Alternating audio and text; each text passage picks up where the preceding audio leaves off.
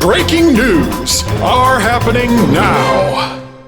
Hi, everybody, and welcome to the Reality Flash. My name is Mike Bloom, and I'm here to bring you the flashiest breaking news in the wide world of reality TV. Today, we talk about the latest project. They say New York goes to work, and her latest job is perhaps her most audacious one, as she is playing the role of both host and also immersive character. Daniel Day-Lewis, eat your heart out because New York Pollard is going full method here for the upcoming reality show Slayer's Wheel of Fate. We're going to get into whatever the hell this all means based on the limited information that we have. But of course, I am not alone here. I am joined by someone I would call the HOHBIC, the head of the head bitch in charge, considering how much he has been talking about the oeuvre of Tiffany New York Pollard on Recap. Kickback, Recap, Flavor of Love. It is the one, the only Chappell. Thank you, Mike. Thank you so much. Yeah, I have been doing a deep dive into the American TV personality we know as Tiffany Pollard, the HBIC, the queen of reality TV. And when I saw this, I thought, oh, this is going to be crazy. I should probably keep one eye on this. But then I kept getting tagged and posted. They kept saying, Chappell, you have to talk about this. You have to talk about this. You have to talk about this. And so I was so happy when I got the text from Mike Bloom that said, all right, we're going to check this out. And within the 15 minutes that we are going to talk about, this definitely feels like New York is taking her reality TV stardom to the next level. Yeah, so just so everybody knows, there is a trailer that has been released for the show, which is premiering October 8th in less than a week's time as the crow flies. And also, of course, a little publication called Parade was able to acquire exclusively the first 15 minutes of the first episode. So listen, just to make sure for all the spoiler phobes out there, we are going to keep talk about those first 15 minutes until after the ad break. Right now will be, I guess, a spoiler-free take on what the hell this is. So let's give a little bit of background here. This was a show that was teased in November, I believe, from a press release, but was officially announced with a trailer in the past couple of weeks. It is Slayer's Wheel of Fate. I believe that the punctuation is a little confusing here, Chappell, because the people who have been talking about the show have usually used the colon, Slayer's colon, Wheel of Fate. I've also seen the official show call it Slayer's comma, Wheel of Fate. So listen, we're talking about a lot of confusing elements, including punctuation marks. But essentially, this is a show that is coming to OutTV, which is an online streaming service specifically focused on the LGBTQ plus community.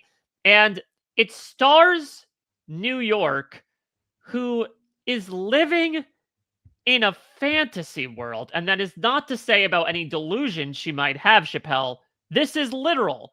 This is Tiffany New York Pollard in a setting that features evil queens, castles, and dragons. There's a lot to take in with just that. We have Tiffany Pollard, but she is Tiffany Pollard as New York. This is, so she's referencing herself throughout this show as I am New York, the one from Flavor of Love. It's me. But now I've managed to skidoo into some type of dream world where there are dragons, and it's almost like illegal dog fighting with dragons that's happening. And she's trying to shut it down. It's a whole mess.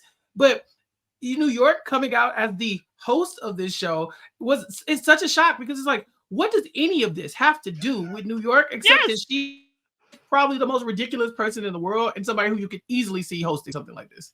Yeah, that's the thing that maybe is the primary thing that confounds me. And listen, there's a list of many at this point, but it's this idea that, okay, the concept of the show is weird to say that it's not breaking new ground, Chappell. Real ones remember The Quest, which was an ABC show that was on the air for one season 10 years ago at this point. That was sort of in the vein of a whodunit, where it was, again, an incredibly immersive type of reality show where they recruited all these ordinary people to play the role of peasants who ascended to knighthood to save the kingdom. And they're sort of doing that here. But to your point, Chappell, they're kind of half in and half out, not out TV, and that there's an in-house narrative around this that we'll certainly get into. There is a whole ass mythos and background that we get in spades in the first 15 minutes.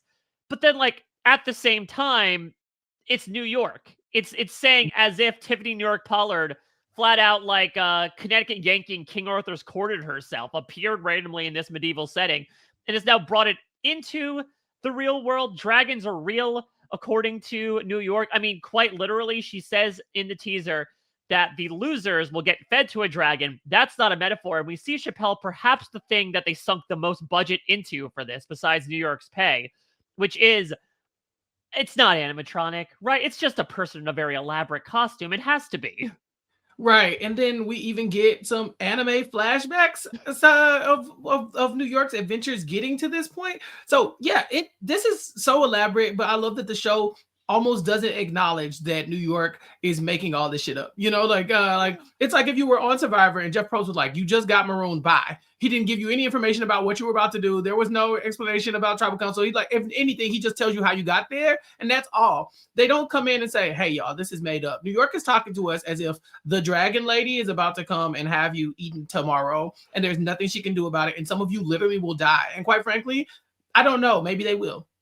Yeah, again, listen, I think people died when they saw New York as well. Again, we'll get into this after the break, but it seems like this was one of those classic reality shows a la Too Hot to Handle, where people did not know what the show was. I think they were only told that the show would be named Slayers, and so they didn't even know that New York was hosting it. That's also another really interesting choice, because New York, of course, we're now, 20 plus years removed from her reality TV debut. She has been on the air for decades. She is older than some college students at this point in terms of her reality TV career, but it has always, by and large, been with her as some sort of contestant, or in the case of, I Love New York's first 2 seasons, as a lead. Not necessarily, I mean, I guess you are familiar with this or have probably watched it more recently than I have. Like, with those shows, they didn't technically have a host. They just kind of had the lead simultaneously be the host. That's probably the closest she's come to emceeing it. Do you want to see Tiffany New York Pollard host the show? Do you feel like she has the skills to do so?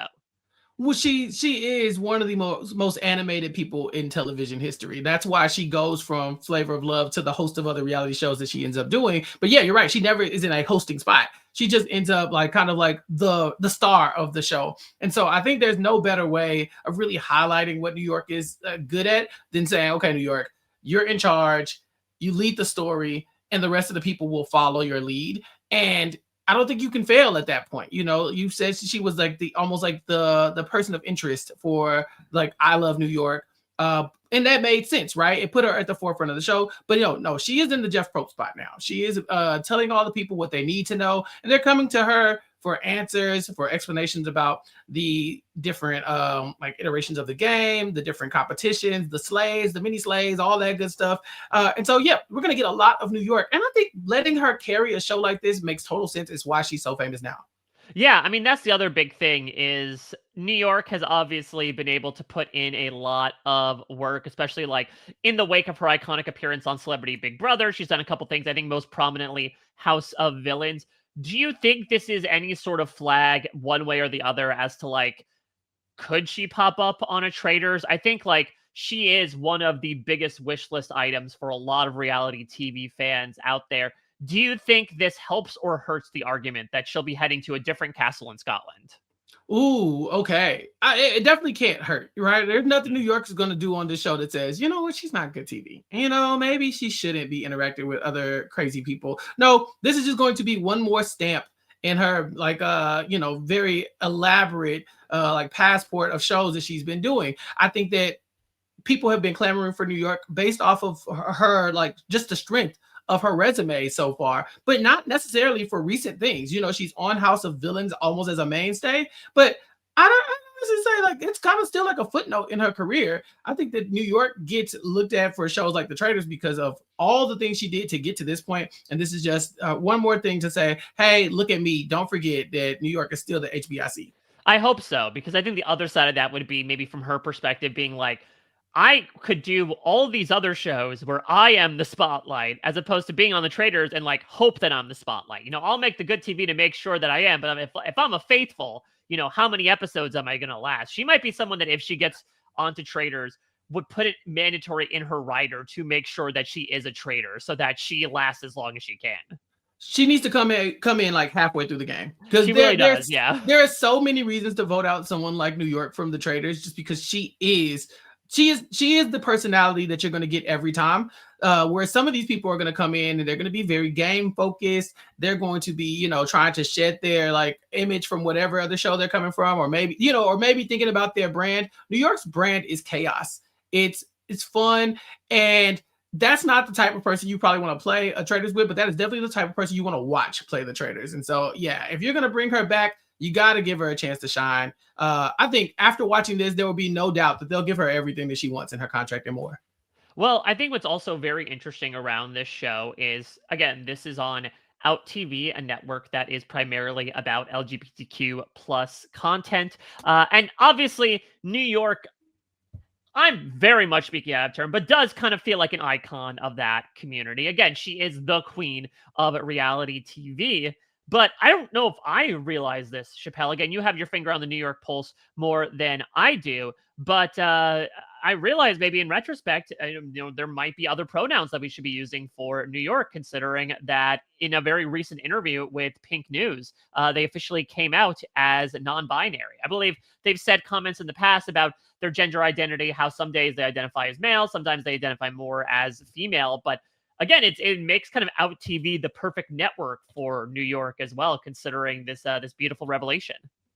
Yeah, it's not a surprise to me that New York would embrace kind of like an identity of being whatever she wants to be. And I think that like for New York, it makes total sense. She is somebody who, like she says, she's the HBIC. She's used to being in charge. And if she thinks that she's harnessing her masculine energy and taking command and being in control of her own destiny, of her career, of her fate, then I definitely see that for New York. But of course, this is New York, and she is a feminine icon as well, so I think for her, she can carry both those things. And like I haven't gotten any official update on her pronouns, but again, this is New York. She just kind of lives in a space of being New York, and that's who she is. And I'm okay with her wearing that. And I think a large part of this show is bringing in contestants who are also okay with living in a space of their own identity, just being who they are. They don't necessarily have to, lean into one gender or one sexuality, or they can if they want to, but they're not going to put anybody in a box. You're definitely not going to put New York in a box. I also love the fact that the prize for this show is up to $25,000, sponsored by Tammy. Again, Chappell, I think everything went into paying for New York to host this and the dragon. Everything else is kind of chump change by comparison. Up to $25K is hilarious. If you came into this reality show taking it very seriously, I don't know how you could, but if you came in thinking, okay, this is the next big competition reality show, we're locked in. When someone tells you could make up to $25K and not $1 more, that's when you're like, all right, maybe this isn't all of that. I mean, that means that they're probably going to be a prize pot that they're trying to either increase or that it could possibly decrease. And so, yeah, hopefully these people are here to fight tooth and nail for whatever this prize money is, even though it might not exceed $25,000. Dragon tooth and nail, perhaps. All right, well, let's officially put in the ad break here. That is what spoiler free, without getting into the first 15 minutes, about Slayer's Wheel of Fate. Again, that is premiering on OutTV.com on October 8th. I believe that it's airing weekly. There's 8 episodes total. So if this is something that very much piques your curiosity, as it should, feel free to check it out, or check out the first 15 minutes. I'll tell you what, if you go to bit.ly/Slayers Sneak Peek, you can go to the parade article that has the first 15 minutes in there. Feel free to check all of that out, and then come back, as we will, in a flash, to talk about the first 15 minutes, what we know from the first little taste we got of this incredibly enigmatic show that is Slayer's Wheel of Fate with Tiffany New York Pollard. Chappell, we have staved off everyone who did not need to be spoiled because, listen, there were many question marks going into the show just based on concept. I can't say we've lessened them. In fact, there may be even more considering the first 15 minutes that have been released from the show proper. Oh, absolutely. I still don't know what we're doing here. It feels like there is a game that these people have signed up to play. Of course, they don't know what game it is. It feels like they were recruited from the Tammy dating website as well. And then we have some returning reality TV contestants who are in the mix to play this game that still we do not know or understand. It feels like everybody's trying to figure it out except New York, who has the keys to whatever ride we're about to be on.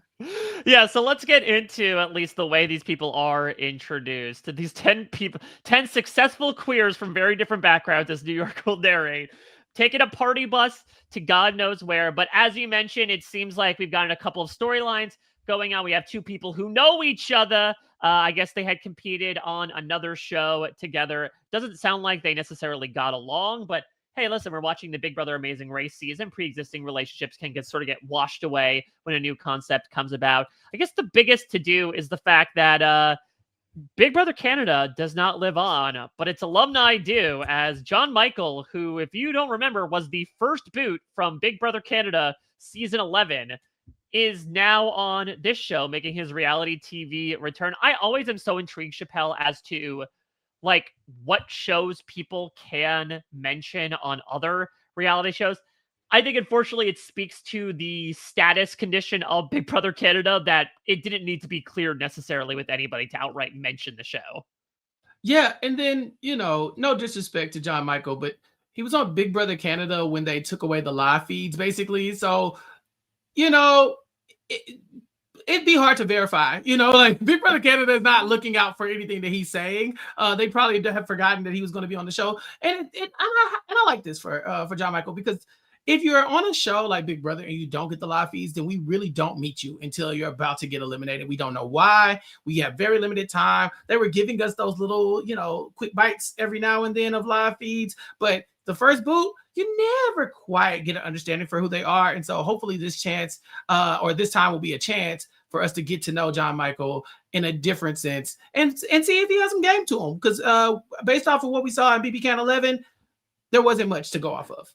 Well, let's talk about the very game that he's gotten himself into, as everyone arrives in this castle courtyard and all they see are just a bunch of glasses of water and one specific goblet that looks very different. These people did not watch their Traitors season 2. You never take the different looking chalice, but it's more so the one that is left over. And so before they make a toast, New York is in the motherfucking castle. She walks in and everyone loses their minds. How could you not? Right? How could you not? You signed up for a show you didn't know anything about. You said, okay, whatever. There's up to $25,000 that I can get. You might have questioned, like, I wonder who the host is, but I don't think anybody could have guessed they would have used Tiffany Pollard here. And so when New York hits the corner, you got to bow down. And I do appreciate the contestants being very familiar with New York. We get some references to, maiden-like shoes. And, they're just really leaning into the lore that comes with her before she gives them the background to, what they should be expecting here on this show. That has nothing to do with New York. New York has never been a dragon slayer or anything like that. In my knowledge, I've never seen her in a castle like this. Chappell, is there maybe I have a theory here. Could it be that this show was being pitched around and initially this dragon slaying, dragon freeing lead was supposed to be played by Coach Benjamin Wade? But because he was in the mix for Survivor, or maybe once OutTV bought it, they're like, okay, maybe Coach and OutTV do not necessarily go together. Who could we book? Tiffany New York Pollard, because listen, this is incredible. Let me just say, objectively, this is amazing to watch. And we can certainly get into the backstory of it all in a little bit. But this has to be one of the biggest square pegs into round holes I have seen in any television in quite some time. What a Mad Lib idea of putting Tiffany New York Pollard in this mythical fantasy setting where she is the Daenerys Targaryen, essentially, but the very much Temu version. This is not her first time hosting a show for OutTV. But this is definitely her first time hosting a show that had anything to do with dragons. Like I will bet money on that. I don't think that I can, like, if I tracked all of the stuff. I don't think a dragon in New York have come in contact at all. Whereas this is becoming like the best, like this is almost becoming her thing, right? Like just like New York in this castle with dragons, she's embracing it. I still don't understand why they call her like listen, like you said, they could have gone with Coach. He's dragon related, but there's no. I would bet money that nobody on this cast knows who Coach is, and the vast majority of them know who Tiffany New York Pollard is. So I'll give her that.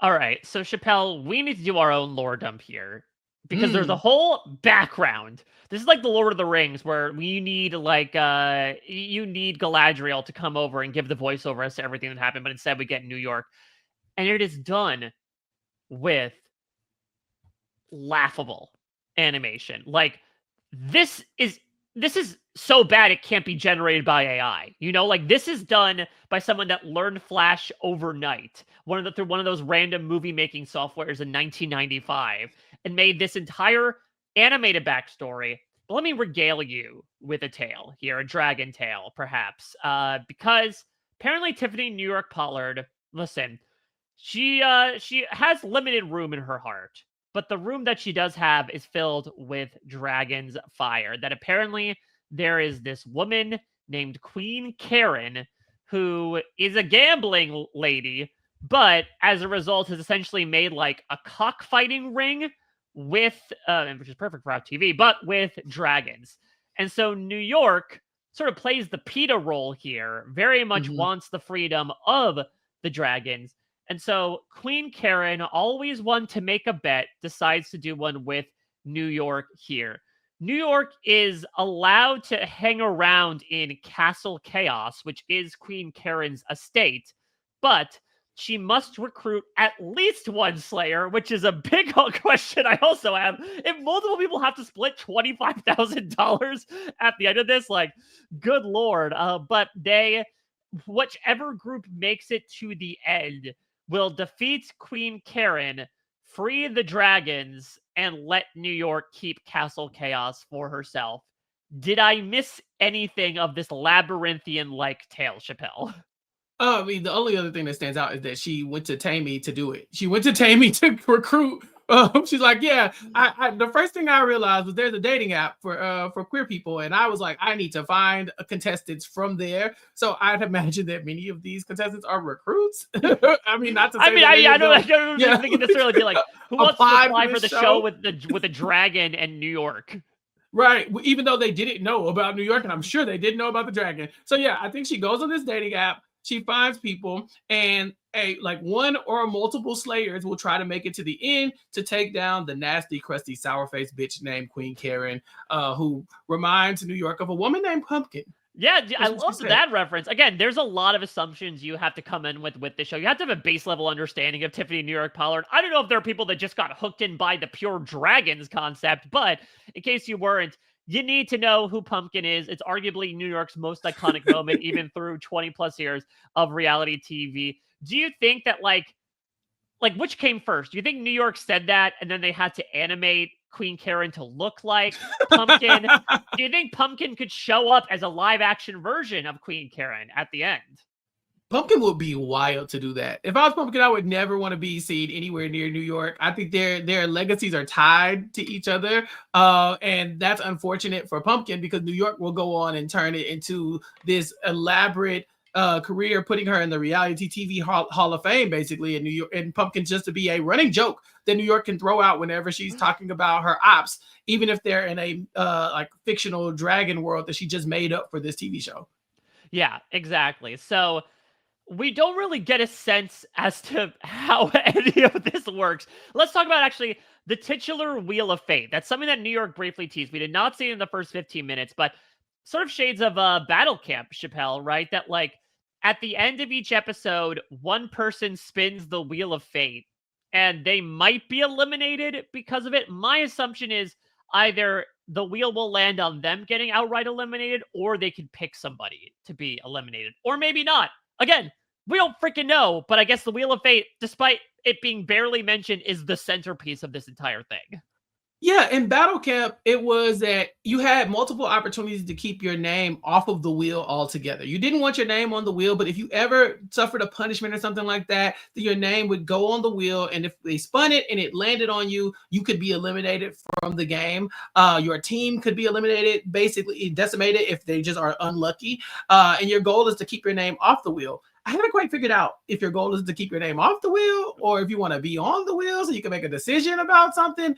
Of course, we don't know anything. 15 minutes in, and all we know is that they're in a very nice castle, and you don't want to touch Queen Karen's chalice because that could be bad for you, or maybe it could be good for you. Who knows? Yeah, so I'm intrigued by this because Mino, I believe her name is the one to grab the different chalice that is Queen Kara's. No, she does clarify to New York she hasn't drank anything out of it yet. I'm curious. New York does confirm it is poison. Do you think if Mino had done so and confirmed it to New York, it would have been an instant elimination? I don't think it would be awful to do something like that, especially considering we're trying to make this a show. Well, obviously, we're trying to just do this thing where we're working in just ambiguity. We don't know what's coming. We have no clue how to plan for this. And New York tells us that this could be a good thing or a bad thing for you. I think if you say, I drank it, you could easily be eliminated from the competition. We know that this $25,000 is a lot of money that you got to split between a couple people. Maybe getting a few people out of the way wouldn't be awful.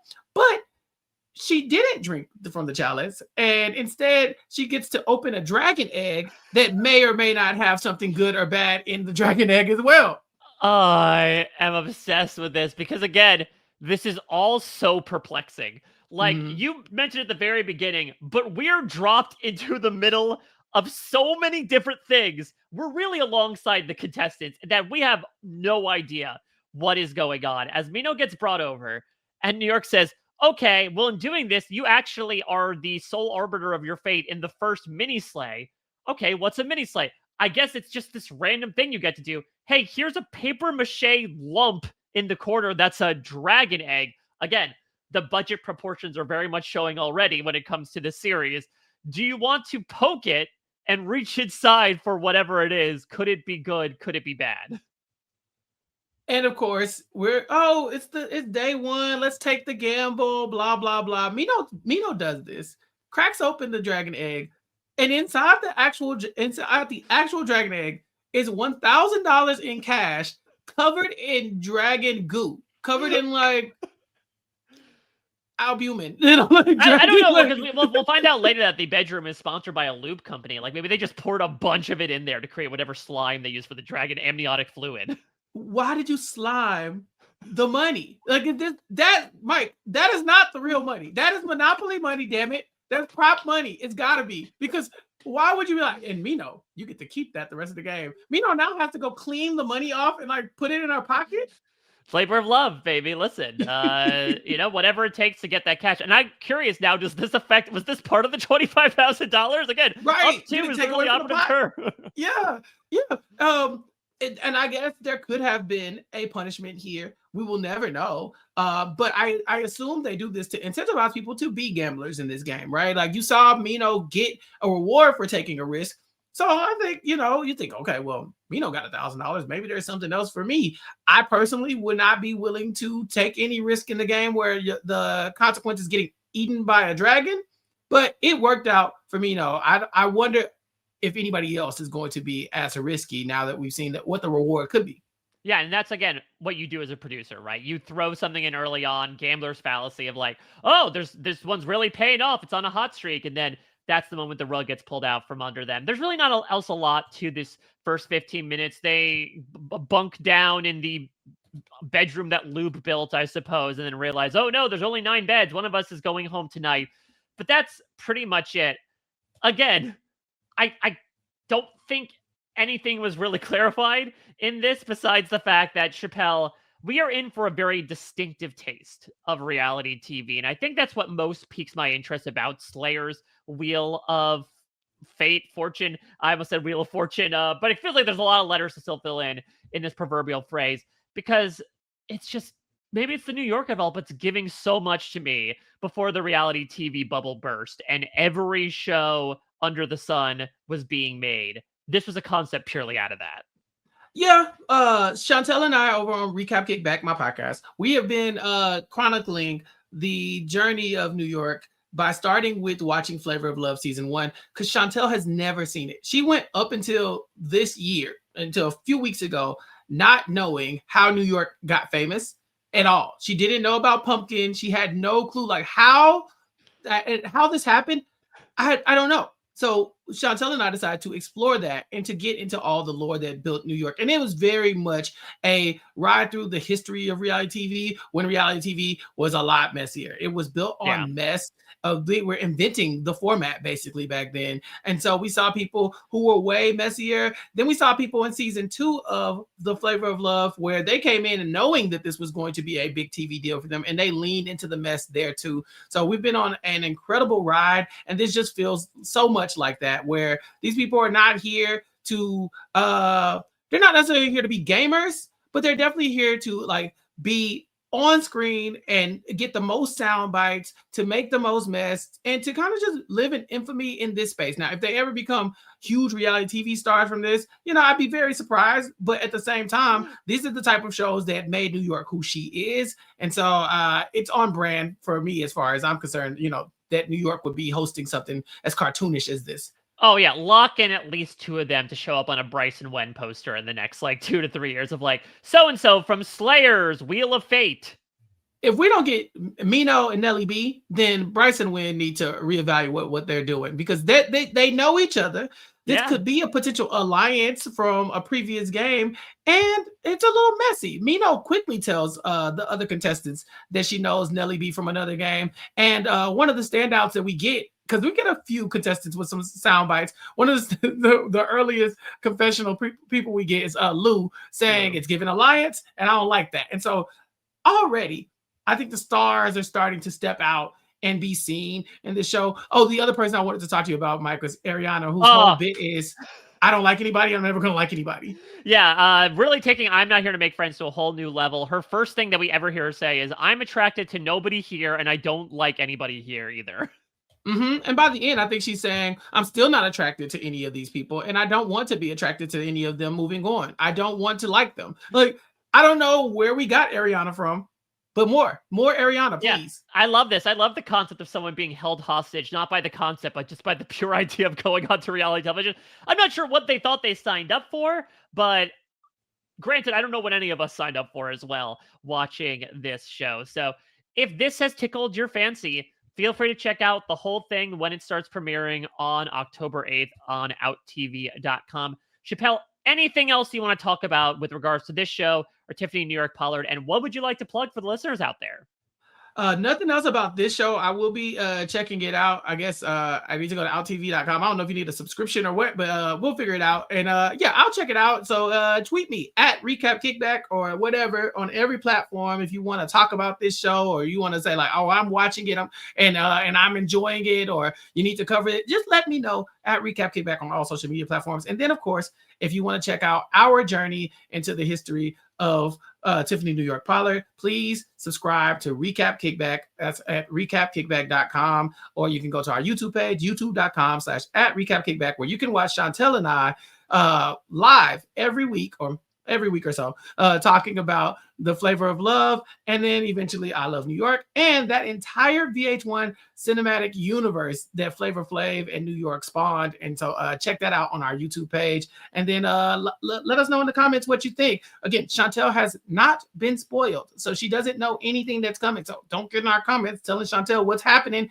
because she just found out what Safari was and what something did, and yeah, we're on a whole roller coaster ride, Mike. It's a great time. Oh my God. Yeah, I think it's worth it just alone to listen to Chantel's reaction to what something does in the season 2 premiere of Flavor of Love. And if you don't know, holy shit is all I'm going to say. Yeah. So all that being said, you know that I'm never one to fish for likes, but I'm always looking for any sort of comments, feedback about this podcast. So please go to therealityflash.com to make sure you don't miss a bit out of any news items that we might have, whether it's announcing casts for new seasons of shows we know, or whether it's talking about shows that we don't know and kind of still don't know, even if we know more information about it, like Slayer's Wheel of Fate. While you're there, leave a rating, leave a review. Those are always greatly appreciated. And of course, if there's anything out there in reality TV you want me to talk about, no spam, no solicitations, just tips at therealityflash.com. You need a lot of lube, but thank God there's a bedroom full of them when it comes to just tips. But